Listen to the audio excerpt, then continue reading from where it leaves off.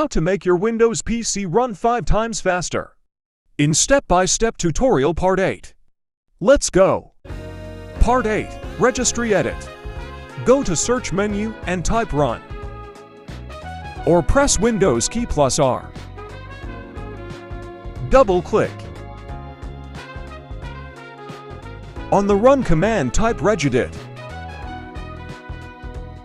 Click OK. Then, click Yes.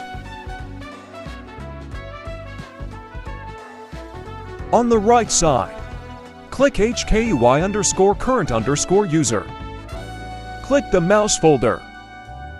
Double-click mouse hover time. Change value data to 10. Then click OK. Now, click Desktop File folder. Drag down.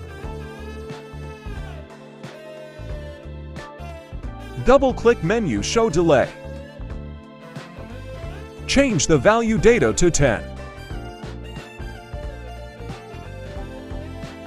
Click OK. Close the Windows menu.